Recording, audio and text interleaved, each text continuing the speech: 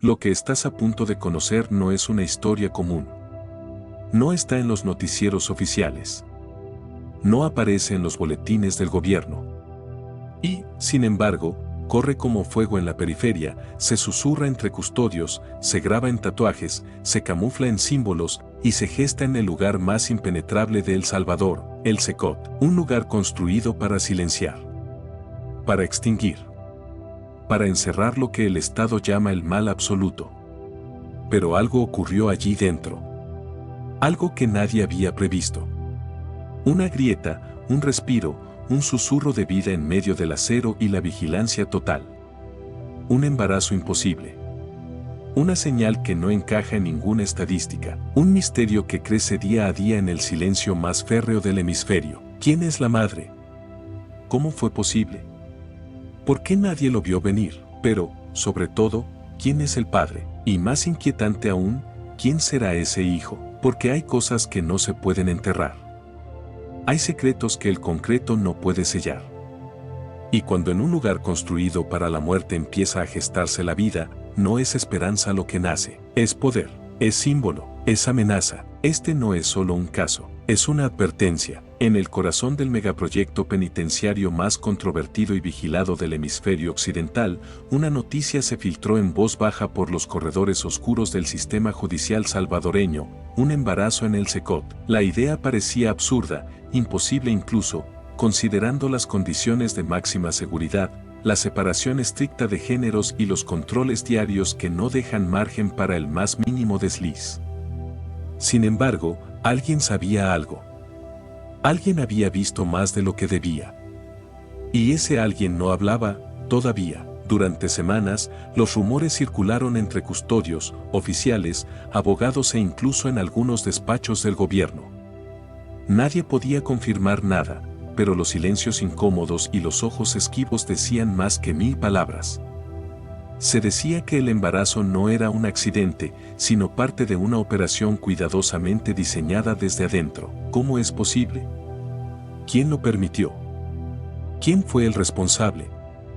Y lo más inquietante, ¿por qué? La historia dio un giro cuando apareció un expediente incompleto de un interno que había sido ingresado meses atrás bajo una identidad falsa.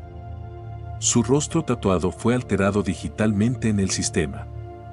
Nadie notó que sus huellas no coincidían con el nombre que figuraba en los registros, y nadie, absolutamente nadie, se imaginaba que esa identidad ocultaba a un antiguo cabecilla de la MS-13 que se creía muerto desde 2019, tras un enfrentamiento armado en Santa Ana. Este individuo, cuyo alias se mantenía fuera de los radares de inteligencia, había orquestado un plan desde mucho antes de su captura.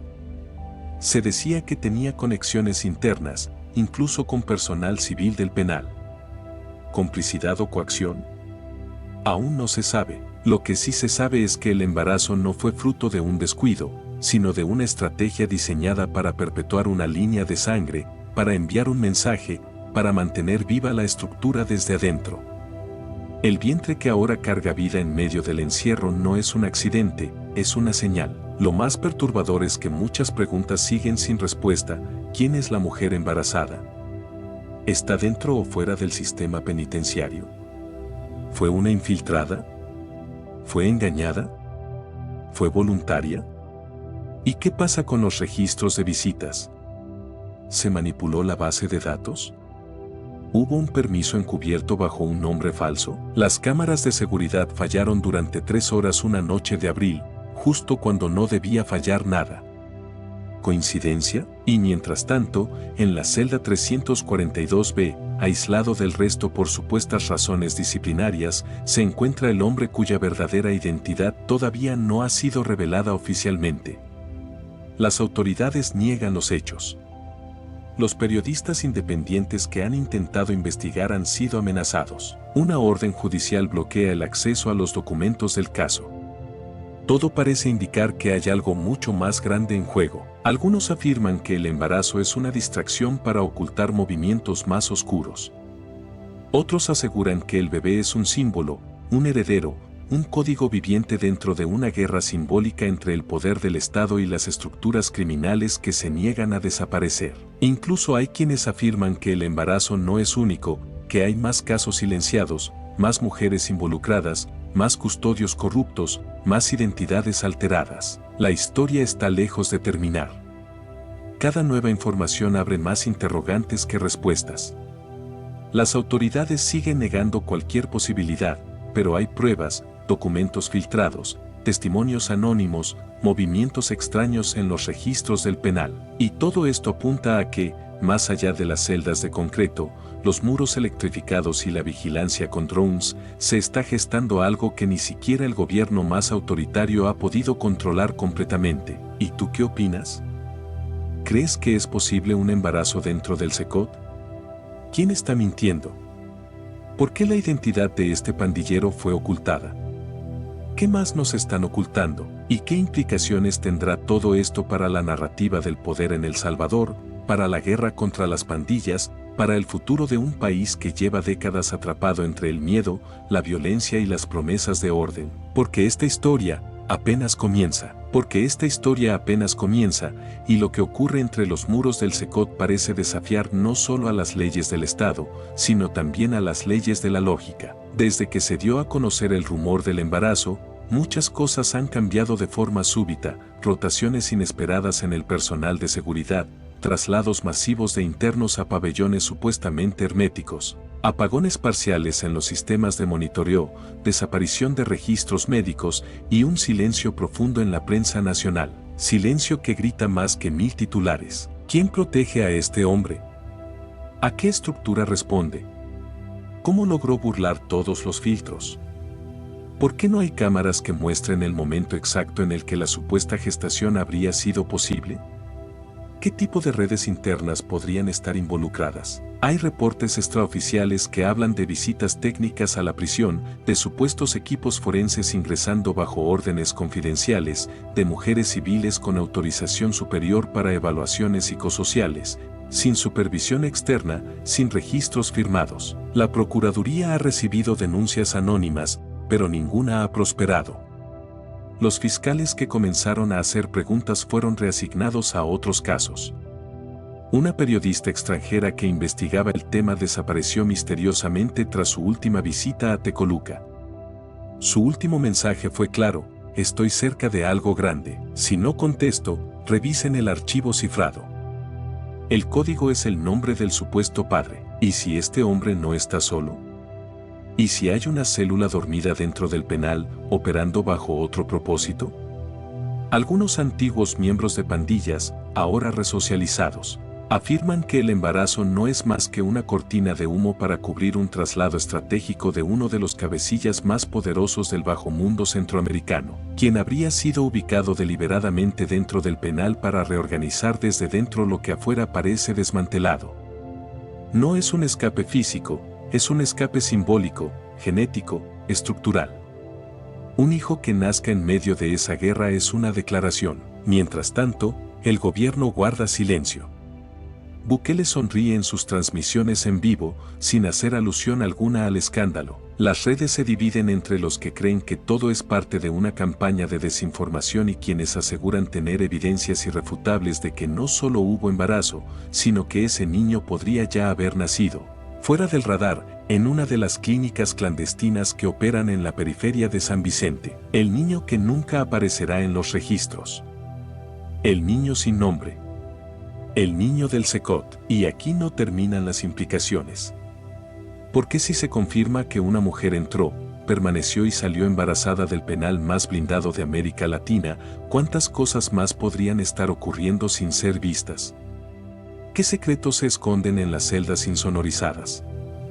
¿Qué tratos no oficiales se han firmado bajo amenaza o conveniencia? ¿Quién se beneficia realmente de esta narrativa de control absoluto? ¿Dónde empieza la verdad y termina el relato político? ¿La mujer es cómplice, víctima, infiltrada? Hay versiones que apuntan a una trabajadora de salud mental que estuvo dando sesiones esporádicas a internos selectos, elegidos por razones psicológicas. Otras fuentes aseguran que una supuesta abogada, con credenciales dudosas, ingresó varias veces bajo un permiso especial y que fue ella quien desapareció repentinamente después de abril. Pero nada se puede comprobar, porque los archivos han sido depurados, las imágenes borradas y las fechas alteradas. Las pruebas médicas fueron destruidas. Las grabaciones, eliminadas. Pero las preguntas persisten. La sombra del embarazo crece como una grieta en el discurso oficial. Un símbolo de que, incluso en los lugares diseñados para extinguir toda forma de rebeldía, la vida encuentra caminos imprevisibles. O tal vez no es vida, tal vez es estrategia, manipulación genética de una herencia de poder que no se rinde, que se transmuta en silencio, que no necesita armas cuando puede engendrar mitos. ¿Y si este embarazo nunca existió? ¿Y si es parte de una guerra psicológica? ¿Una leyenda interna que circula entre celdas como una especie de profecía? En el inframundo carcelario, los mitos no se crean para entretener, se crean para resistir, para dominar, para intimidar. ¿Y si ese bebé es solo un símbolo de un nuevo liderazgo, un nuevo código, una nueva estructura que el Estado aún no logra identificar? Pero hay una cosa segura, el silencio del Secot no es paz, es ruido en otra frecuencia. Porque algo se está gestando. Dentro o fuera del vientre. Dentro o fuera del penal. Algo que aún no tiene forma, pero que ya tiene consecuencias. Y la historia sigue. Porque cada vez que parece cerrarse una puerta, se abre otra más profunda, más inquietante, más difícil de mirar de frente. Porque el verdadero misterio no es el embarazo. El verdadero misterio es lo que ese embarazo podría significar. Y mientras tanto, afuera, en las calles de El Salvador, los murmullos crecen. Alguien ha visto algo. Alguien está a punto de hablar. Alguien sabe que esta historia no tiene final. Y esa historia, que se propaga como un susurro entre barrotes, no se detiene. Porque en las entrañas del Secot, lo que parecía un simple rumor ha comenzado a dejar huellas físicas. En un pabellón donde los internos solo pueden hablar en fila, de pie, sin contacto físico, sin privacidad, hay gestos que se repiten como códigos, una mano sobre el abdomen, un dibujo infantil en las paredes, frases murmuradas en náhuatl, la lengua ancestral, que aluden al nacimiento del poder desde las sombras. No se trata solo de un embarazo. Se trata de una herencia simbólica. Un nuevo capítulo en la historia clandestina de las pandillas, un código biológico que desafía el modelo represivo del Estado. Porque en un entorno donde todo es control, ¿qué significa gestar vida? Es resistencia. Es desafío. Es mensaje. En algunos círculos de inteligencia regional, el caso ya se estudia como posible operación de sucesión transgeneracional, un concepto discutido en análisis de seguridad no convencional. Según teorías emergentes en criminología crítica, como la del criminógeno biopolítico, hay organizaciones criminales que utilizan los cuerpos como portadores de herencias estratégicas. En otras palabras, no es solo un hijo, es un código de supervivencia, pero la tensión no solo crece en los pasillos del penal.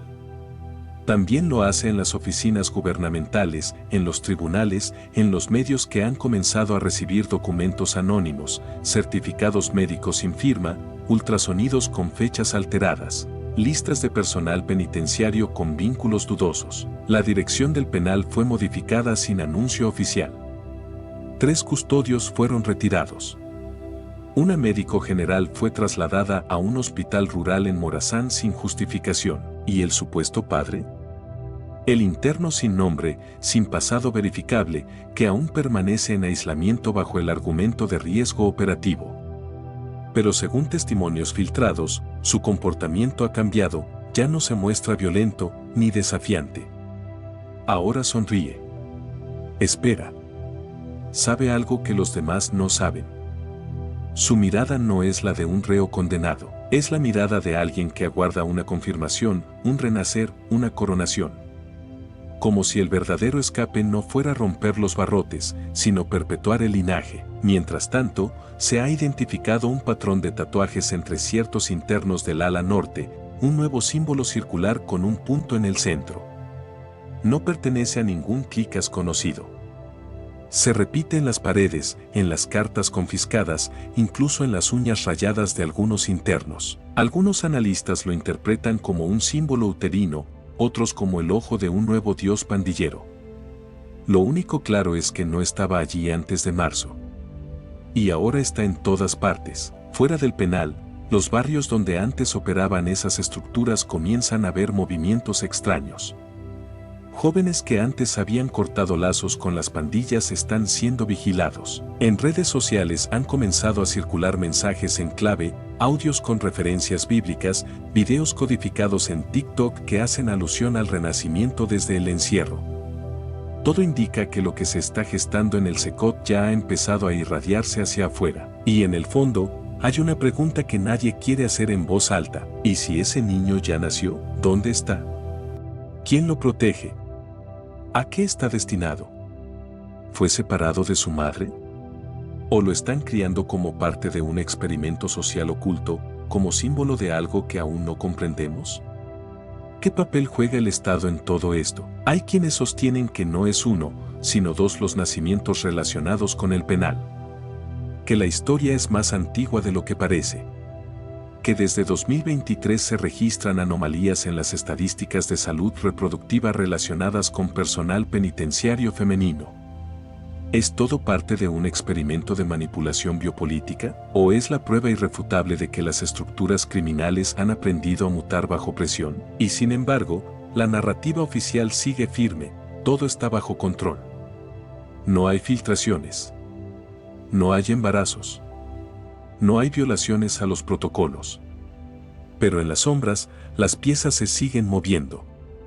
Cada silencio es sospechoso. Cada archivo eliminado, una pista.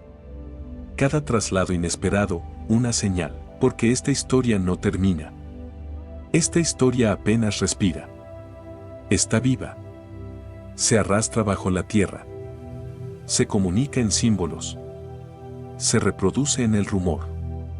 Se defiende con secretos, y cada día que pasa, lo oculto se hace más fuerte. El nombre del niño aún no ha sido revelado, pero su presencia ya se siente, ya se teme, ya se espera, ya se prepara, y cuando aparezca, si aparece, no será solo un niño, será una respuesta, o una nueva pregunta, o el principio de algo que aún no tiene forma, pero que ya tiene destino. Y entonces, en un cuaderno decomisado durante una requisa nocturna, entre páginas sueltas con oraciones híbridas, mezcla de salmos bíblicos y frases de tatuaje pandillero, apareció un dibujo, un útero dibujado como una fortaleza. Dentro de él, un feto con la cabeza tatuada. A su lado, las iniciales CV.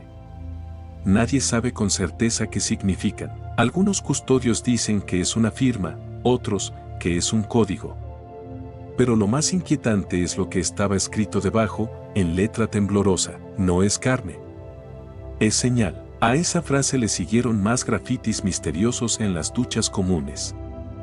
Frases que parecen oraciones. Ella no gritó. Los ángeles no necesitan llaves. La sangre del encierro da vida al nuevo pacto. Estos mensajes están siendo analizados por lingüistas forenses, teólogos clandestinos e incluso por antiguos miembros de cliques hoy reinsertados, quienes aseguran que el lenguaje usado pertenece a una doctrina pandillera que nunca fue documentada. Una doctrina que habla del nacido del hierro, un elegido que nacerá entre cadenas cuando la sangre y el silencio se unan. Y todo esto sucede en paralelo al silencio oficial. Un silencio que ya no tranquiliza, sino que alarma. Porque mientras más se niega lo ocurrido, más voces aseguran haber visto, escuchado o intuido la verdad. Una ex enfermera del sistema penitenciario declaró, bajo anonimato, que las cámaras de la zona médica dejaron de funcionar durante 3 días seguidos en abril. ¿Coincidencia o sabotaje? Un periodista que investigaba el caso desapareció en mayo tras publicar un hilo que conectaba las fechas del supuesto embarazo con la rotación de personal femenino en la prisión. Sus redes fueron eliminadas. Su laptop no fue recuperada. Su última publicación decía: si el Estado es la madre, ¿quién es el padre? Las comunidades religiosas en las zonas periféricas al Secot, especialmente las de origen evangélico radical, han comenzado a predicar sobre la llegada del Hijo del Encierro, reinterpretando el relato como una profecía del apocalipsis regional. Afirman que ese niño será el portador de la última guerra, una guerra sin armas, una guerra de símbolos, donde el nuevo orden será definido no por leyes, sino por linajes. Mientras tanto, la madre, o las madres, siguen sin nombre, sin voz, como si hubieran sido borradas de los registros. ¿Fueron funcionarias? ¿Internas? ¿Víctimas o agentes? Algunas fuentes sugieren que no fue un solo evento, que se trata de un programa más profundo, algo sistemático, un intento de crear herederos programados, y aunque suene a ciencia ficción, los paralelismos con experimentos documentados en regímenes totalitarios del siglo XX ya están siendo explorados por analistas de derechos humanos, y sin embargo, las calles en silencio lo intuyen. Las balaceras han bajado, pero los murales aumentan. La iconografía cambia. En lugar de armas, se dibujan cunas. En lugar de ojos llorosos, ojos abiertos. Niños que observan, que entienden, que esperan. Los internos que han sido liberados en los últimos meses hablan en parábolas. No nombran directamente lo sucedido, pero repiten frases como: lo que se siembra en la sombra no teme al sol, el hierro no encierra a quien nace de él, y en este punto, la historia ya no puede detenerse. Porque su final, si existe, no está escrito en papel. Está grabado en cuerpos, en silencios, en miradas que esquivan las cámaras y en pasillos donde el eco de un llanto aún no nacido es más potente que cualquier grito. Y así continúa el enigma del embarazo en el Secot. No como un hecho, sino como un fenómeno. No como una noticia, sino como una revelación. Porque cuando el poder muta, no lo hace de forma ruidosa.